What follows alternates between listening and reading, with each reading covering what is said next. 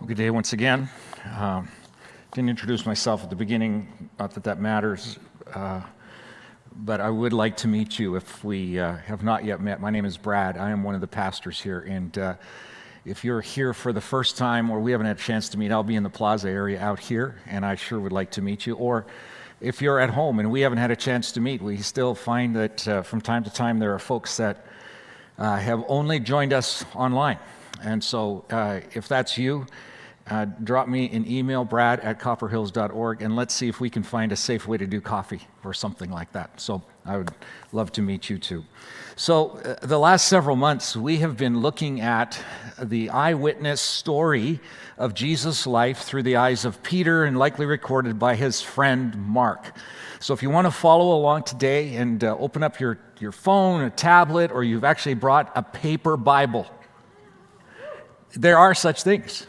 Yes, you could click to or turn to Mark chapter 12, and there's a segment in there that I want to look at. So let me catch you up just a little bit. Mark and Peter do this wonderful thing where their account is broken up into 16 chapters. 10 of those chapters cover the first 2.5 or so years of Jesus' public life, and they're all about, it appears, trying to convince the readers, this is you and me, that when Jesus came into this world, he didn't come just as an ordinary little baby and a toddler and an adolescent and a high school kind of student and then a young man, and then we pick him up when he's about 30 years or so. He was human for sure, but it appears that Mark and Peter are trying to convince us that this is God on earth, God in a human body, and that is so important to understand. We can't humanize Jesus, though he was human. He was also divine. And the things that he did and the stories that Mark and Peter talk about, they're pointed to the stories of someone who could only do those things if he was God. And it seems so important to them to communicate that. Now, here's the thing. If you didn't know how the story ended, you would think, after hearing who Jesus is, that he is God on earth, that it would end in some kind of great victory parade. The world would recognize who he is. He would come to do what he had done, and that was to save the world. But you would think he could do it without dying, which is, if you didn't know, that's how it ends, right? But he would just take over the world with his grandness and his majesty. You would think that. But we know too much of the story to know that that's the case. It doesn't end that way. And it's so, for these 10 chapters or so, Mark and Peter are trying to convince us that he is God on earth, and then slow the story down. For the next 6 chapters is going to cover 8 days, a Sunday to a Sunday. To catch you up a little bit, a couple of weeks ago, Pastor Paul looked at Jesus' triumphal entry into the city of Jerusalem on that first of the 8 days. And it's a spectacular day. At the end of the day, it appears Jesus leaves the city, goes up to a small town just south of Jerusalem, Bethany, where some friends lived, and he stayed there overnight. Monday, he comes back into the city of Jerusalem and goes into the temple court. So here's a picture of the temple court. I just put that up to give you a bit of an idea of where Jesus would have been. Right in the center, you can see the temple itself, but Jesus would have been in the kind of the surrounding courtyard there, and he notices all these pop-up retail businesses, and they're all selling stuff, but they're not selling trinkets and bling and that kind of thing. They're selling items that are going to be used to sacrifice to God Almighty. These are holy objects. But apparently these merchants and the people who are buying them don't treat them as holy. They're kind of cavalier, and it's like throwing in a couple of bucks and buying a dove and tossing it on the altar, and that's it. They just weren't engaged. And Jesus looks at that and goes, oh, no, you don't. This is a big deal. When you're going to worship the God of the whole universe, the only God, no. You don't take that cavalierly. You take it joyfully, delightfully, but you take it really seriously. And it's like he's disturbed with what he sees, and he does this chaotic thing where he turns the tables of these pop-up businesses and creates chaos. That doesn't go well with the religious people of the day. And then, so we're going to pick it up at the point where Jesus comes back into town. That Monday night, after creating that chaos, he leaves town and he goes back to Bethany, and the next day he's back in the temple court, it appears. This is now Tuesday. And we know from last week he tells this story about a rich guy who builds a vineyard and a winery and turns it over to some tenant farmers, and they don't want to pay the rent, and he sends emissaries to go and collect the rent that he's due, and they beat these people up and kill them, and just a whole bunch of horrific things. And the religious leaders kind of clue in that he's telling a story about them, that God, over the many, many hundreds and thousands of years, had sent prophets and priests and kings to convince them as his chosen people that they needed to follow and worship and recognize that God alone was king, and they would kill these priests and they would not follow them. And finally, Jesus comes himself as the Son of God, and that's what's happened here. I would tell you that some of these stories that Jesus tells come alive once you've actually been on the ground in Jerusalem or in Israel.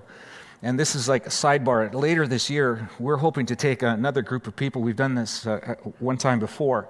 But if you're interested in actually going to Israel, there's a small group of people that are going to go sometime in December. Let our church office know. We're going to do an information evening as it comes, but I really encourage you, because some of these stories that Jesus tells just come alive once you're on site in the spot where those happen, and it just makes them so much more real. So here they are in the temple court. Jesus has told this story, and now Jesus either leaves and comes back on Wednesday, or it appears more likely, most historians think, that the rest of chapter 12 of Mark is him actually staying in that temple court through the day on Tuesday. And so here's what Mark records for us. It says, like, early on, before we get to the passage we're going to look at, these religious leaders that Jesus had upset the day before and told this parable kind of against to try to reveal who they were, now seem to take their resources together. Pharisees and Sadducees and scribes and different parts of the religious community, they kind of get together and they're going to try to discredit, they're going to try to dishonor, embarrass Jesus. And so you see a number of accounts over the next few hours, probably on Tuesday, of how they tried to do it. The first one that Mark tells us about is that there are some Pharisees. Now, the Pharisees were the most conservative of the religious groups. They were a letter of the law kind of people. They were uber conservative. But they had hooked up with people who were part of Herod's court. Now, Herod was a Jewish king who had given over much of his authority to the Romans. He was kind of their puppet king. And those two groups never got along, but they so disliked Jesus together that they hooked up together to try to discredit Jesus. And they asked Jesus a question about paying taxes, which if you were a Jew, you didn't want to pay taxes to Rome. And so they asked Jesus about it, and Jesus gives a fantastic answer for it. You need to check it out. Jesus is the smartest guy in the room all the time. He just is. He's brilliant. He's subject matter expert on so many things, and he gives them such a great answer. They were trying to discredit him, not only with fellow religious leaders, but they thought if they could discredit him with the public, because he was pretty popular, they would be successful. That proves not to be the case. So a little bit later in the day, it appears that another group of religious people, the Sadducees, now this is another powerful sect, and they were more liberal in their theological view of things. They kind of had a higher level of the religious law, and you could kind of interpret it as you wished in some ways. And so they come to Jesus with a question about marriage and remarriage. They paint this scenario of a person marrying somebody, that spouse dies, they marry again, and then they ask, so Jesus, who are they going to be married to in heaven when they get there if they've had a couple of spouses? Like, how's that all going to work? Now, the irony is that these particular people didn't even believe in the resurrection, that there was a heaven afterwards. And so they're just trying to discredit Jesus once again. And he gives them a really great answer. And he just deftly fends off with his superior talent, intelligence, and knowledge. But they're relentless. They are going to try to take Jesus out as best they can. In fact, we're going to find out in time that they actually try to take his life, and they successfully do. So this is where we pick up the story in Mark chapter 12. We begin this way. There's one more person that's going to try to discredit Jesus, or maybe that isn't his initial intent. He appears to almost be a spectator in the temple court, observes all these attempts to discredit Jesus, and sees how they all don't work out. Now he steps into it, and he is referred to as a teacher of religious law. So Mark chapter 12, verse 28 says this: one of the teachers of religious law was standing there listening to the debates about the taxes, the debates about remarriage and who you're going to be married to in heaven, those kinds of things. Now, a teacher of the law was probably a Pharisee from that group, but this guy knew the Jewish law. He was super familiar with it. He would be like a law professor because he had written these, he had studied them, he had defended them. That's kind of who he would be. So he knew a lot about the Jewish law, the Torah, if you will, which is the first 5 books of the Old Testament.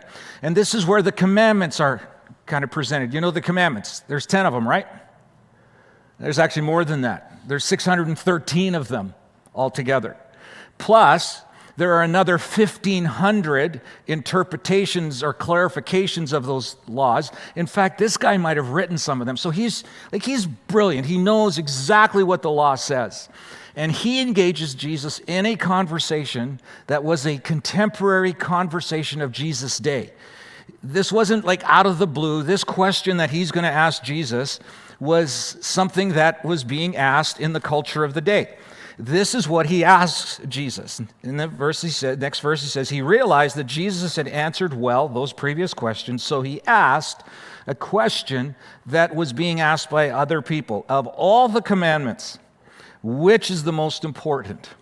There was a contemporary battle over which law was most important. There was the law of circumcision, and there was debate about how that should be applied. There was the law of Sabbath keeping, and there was a debate about that. There was law of how to do the sacrifices just right. All these battles are going on, but one of the primary questions that people were asking, of all of the laws, the 10, the 613, and the 1,500 other interpretations of law, which, just narrow it down to a few. Those are way too many for us to do and to catch on to and to follow. Just simplify it. What are the most important laws? Or could you narrow it down to just one? As I said, this was a popular debate, and there were 2 kind of leading ideas, 2 rabbis that were well known in the first century and prior to that first century. One was Rabbi Hillel, and the other was Rabbi Shammai. And they each had a bit of a different view of this, and you might not find this interesting, so nod off if you want, but I found it very interesting. One of them had the school of thought and interpretation that was very strict by the law, and the other was a little more liberal in his view of that.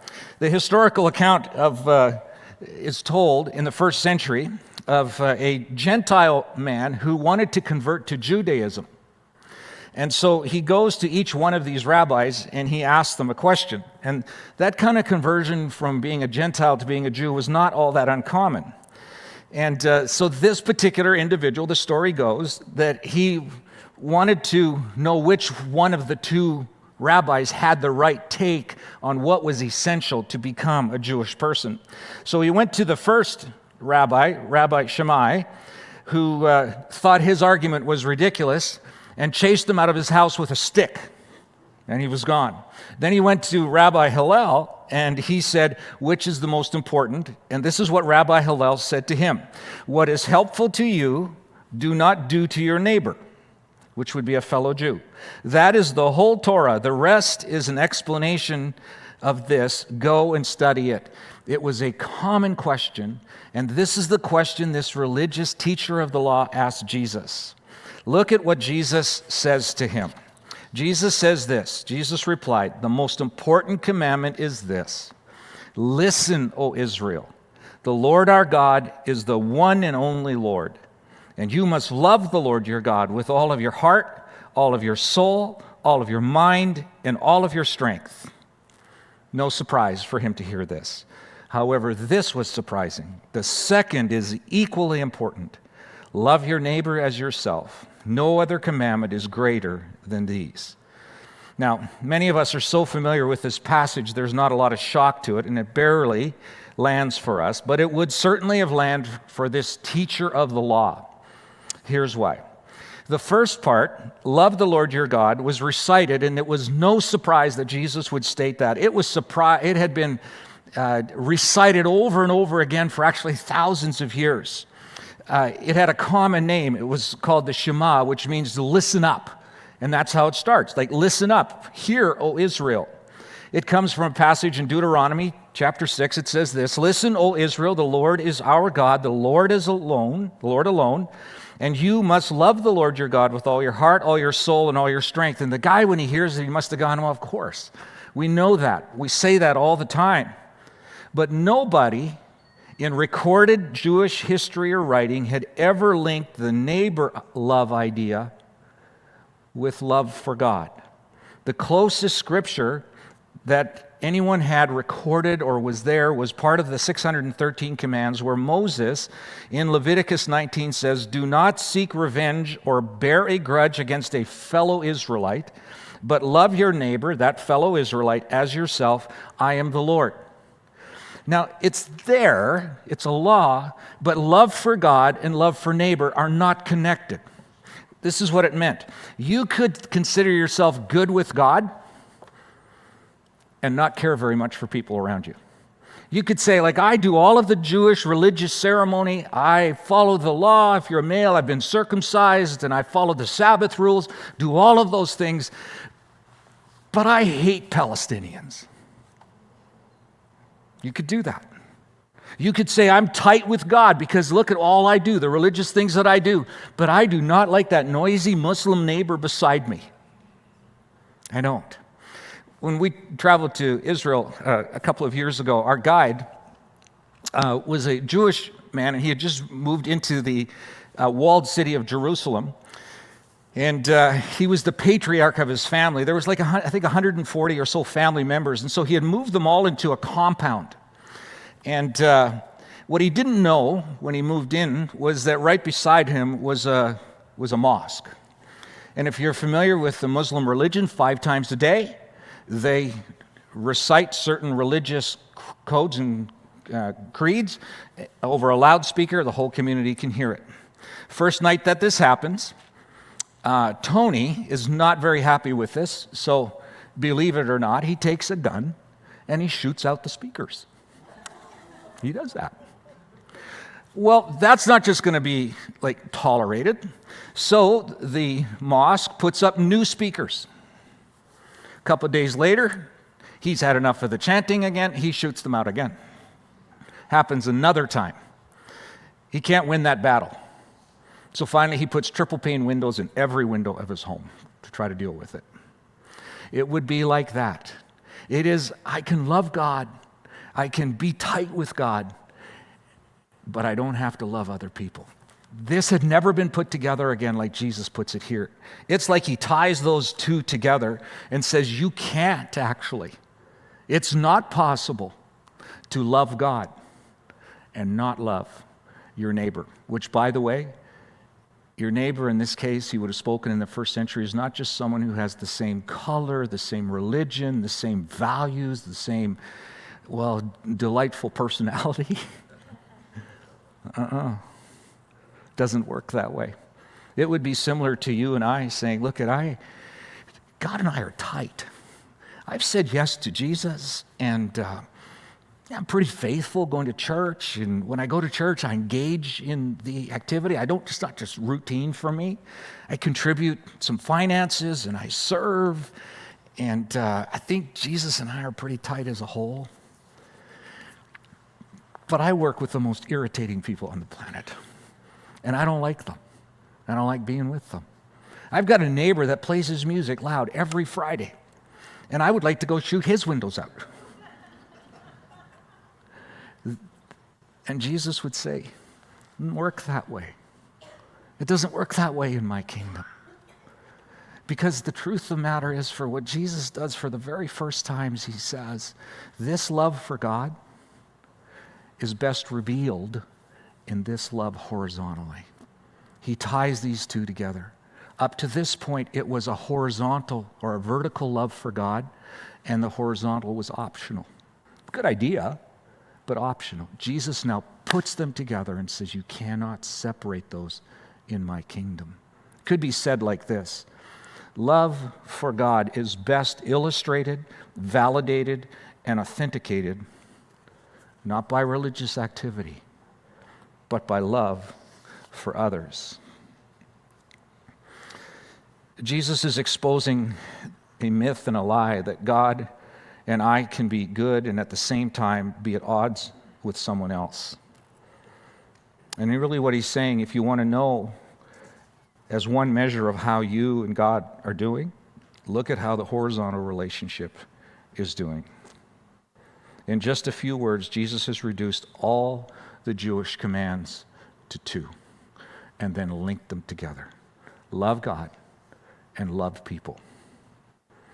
Luke also, in his account, one of the other eyewitness writers, he does a bit of a research project to see if the things that Jesus has taught are valid and true, and he comes to the end. He tells us in his writings that he has researched all these things very well and come to the conclusion that they are true and right. And he tells a very similar incident, but he tells it earlier in Jesus' life. And so is it exactly the same incident? There are so many similarities, or is it two different incidents? We're not sure. I'm not sure that really matters. But he too talks about a teacher of the law coming to Jesus one day with the very same question, and Jesus gives the same answer. And then, as if this religious teacher is unsatisfied with it, he comes to Jesus after Jesus has said, love God and love your neighbor. He asks the question, so who's my neighbor? Explain that to me. And you remember the story that he tells after that? He tells the story of the good Samaritan, as if to describe for this person just who exactly it is that is a neighbor. Well, that neighbor was so different from the religious teacher of the law.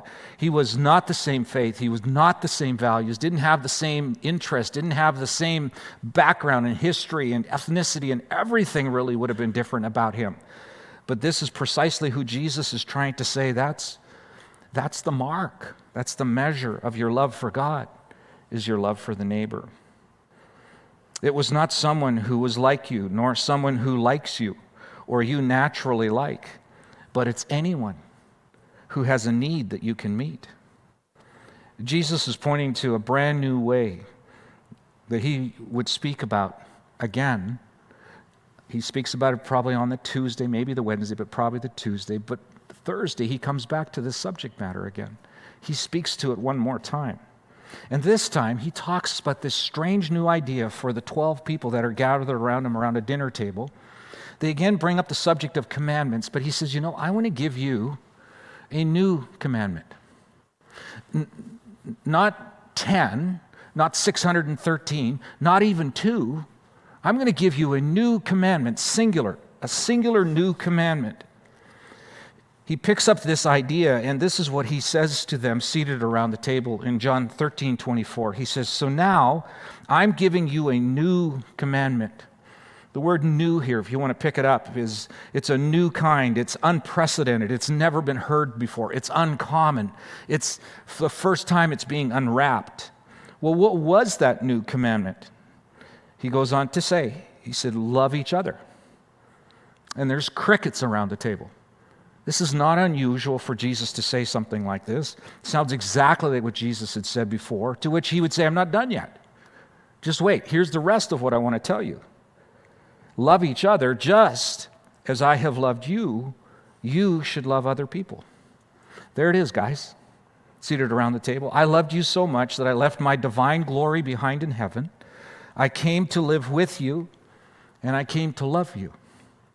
And I came to show you what the love of your Father looks like.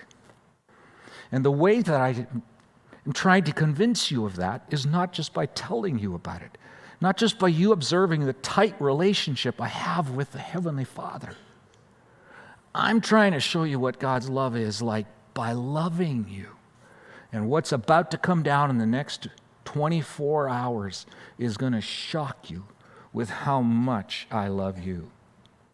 And guys, if we get this in line and get this, the world is going to be different. Heaven is going to be populated by people who see that and experience that love. And they're going to say, I want to be part of that.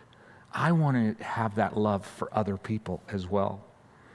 I thought about the people sitting around that table. One of them was Matthew. I wonder if Jesus didn't look at Matthew and say, Matthew, remember how I loved you? Remember how you were a tax collector and you were hated by your fellow citizens? And your life really wasn't going anywhere. You didn't have many friends. And Matthew, I came to you and I invited you into something spectacular. I invited you into being a follower of mine. And Matthew, probably nobody ever invited you into anything, right? That's why you became a tax collector, because you had to make it on your own. But I loved you and I invited you into this. And then Matthew, remember what you did? The day that you said yes to me, you were so amazed at how much you were loved that you gathered all of your rebel tax collectors together and you had a party. And you know who the guest of honor was, Matthew? You remember, right? It was me. And the reason you invited me is because you wanted your friends to know that they were loved like you had been loved. So, Matthew, love others like I have loved you. Just take an account for just a second, Matthew, of how much I've loved you. And in love like that. Peter, you're sitting around the table. Remember how you failed out of rabbi school as a little boy and you end up being a fisherman with your dad's fishing business? So you'd so hope that you could be like a success at rabbi school, and you don't make it because, well, you're actually a loudmouth schmuck is what you are. You talk way before you think. You know, you're the guy that said, I'm going to bail over the side of the boat and I'm going to walk on the water like you, Jesus. You get 2 steps out and you sink. Peter, where was your life headed? Till you found me. And Peter, when you did sink, I didn't shame you. But I reached down and I picked you out of the water and we got back in the boat and we didn't actually need to talk about it again. And Peter, I got to tell you, I know something on this Thursday night that's going to happen just in a few hours. You're going to be sitting around a fire and my life is going to be on the line. And you're the guy not only that's going to betray me, but you're going to 3 times verbally, you are going to deny knowing me, and then you're going to curse at me. And Peter, if you could just spring ahead a little bit later, a few days later, you're going to be so ashamed of what you've done, so broken by what you've done. But I'm going to cook breakfast for you on the beach. And Peter, we're not going to bring up what's going to happen on Thursday night. I'm just going to restore you. You won't have to apologize because I know how sorry you are. And that's all going to come. Peter, would you go love people who betray you? Would you go love people who curse at you? Would you go love people that abandon you? And don't ask them to ask for forgiveness. Just forgive them. Restore them. Peter, just go love like I have loved you, and I will love you. Peter, do that. And Nathanael sitting around the table, and he might have turned to Nathanael and said, Nathanael, remember the time that you first heard about me? And you heard that I came from the little town of Nazareth? And your first comment was, well, there can't be anything good that comes from Nazareth. Remember that, Nathanael? But Nathanael, you're part of the team, and you're a big part of the team. And the fact that you said that about me, and you maybe didn't think I'd heard it, but Nathanael, love like you've been loved. When someone says really something bad about you, or they gossip about you, or they say something mean-spirited about you, there couldn't be anything good in that person's life. Nathanael, love like you've been loved. Remember what that felt like to not be humiliated. Just spend the rest of your time, the rest of your life, loving like you have been loved. And then here's the one that's most mysterious to me. And I so wish he had gotten it. It's Judas.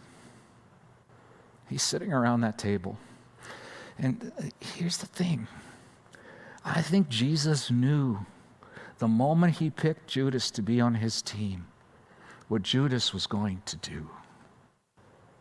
Why do you keep a guy like that around? I wonder how many times he talked to Judas, pulled him aside, and Judas said, Judas, you stole another $300 out of the till. Why did you do that? Don't do that. Like, I lavish you with gifts. You don't have to steal from me. You don't. I don't know that ever happened. I keep thinking maybe Jesus keeps him around, knowing what he's going to do, but still hopeful, just hopeful that he's going to not go through with it. And then on that Thursday night, Judas gets up and goes. And I think as Judas walked out the door, Jesus might have said, "Oh, Judas, don't do that. Love like you've been loved. Don't betray me. Don't do that. Love like you have been loved." And to us, he might say, when you hang out with the people who betray you for some reason, I don't know, maybe I'm meddling now, but a husband that left and was really mean as he walked out the door, or a wife that you're divorced from and it's just been wrecked and it's so hurtful, a child that's abandoned you as a family, and you feel betrayed. Jesus has never betrayed you and me. He's loved us at our darkest moments. He's reached us at times where maybe nobody else would love us. And to us, he says, go love like you've been loved.